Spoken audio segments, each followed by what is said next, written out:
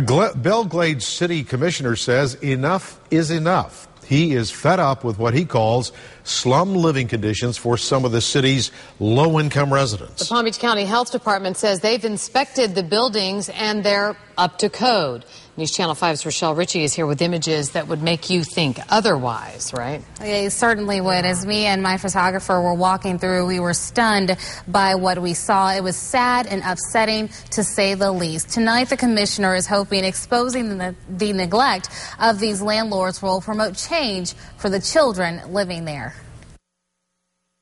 Because I feel the people deserve better. Leaking toilets and sinks, disgusting showers, and refrigerators covered in filth. This is how we found some of Belgrade's poorest citizens living. We have approximately 28 buildings that have communal bathrooms. Tim O'Connor with the Palm Beach County Health Department says many of the buildings are migrant housing and for adults only. To our surprise, we found this little girl doing her homework in the hallway next to the bathrooms. We've gone into those buildings, our inspectors, and we don't have any verification that there are children living in those particular buildings. But Lily McCauley, the girl's mother, told us they have lived there for 2 years and even showed us the jail cell-sized room they call home. Would you be surprised if there were children living there, if I told you there are children living in those conditions?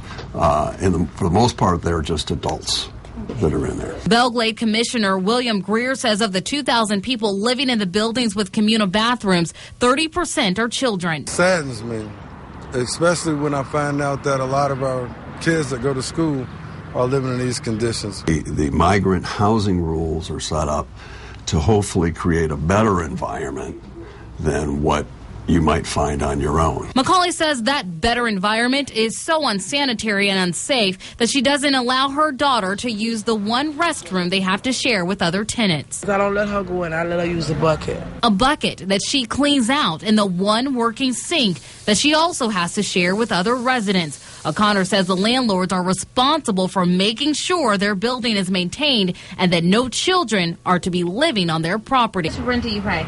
$220. $220. And who do you pay that to? All that is low.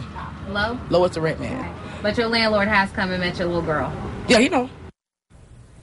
Commissioner Greer says committees have been formed to try and figure out how to replace those buildings with better ones that the low-income families can afford. Jim McKelly, the commissioner, also told me some of the children are having to sleep in shifts because there are not enough beds. It's so an untenable position. It's really bad. And they also, and before we go, they also mentioned that some women had been raped in some of those communal bathrooms because they're accessible from the street. What about the landlord? Were you able to? I reached out to the landlord for several days, and they never returned my call. Yeah, we'll be following this story, right? Thanks, yes, we will. All right.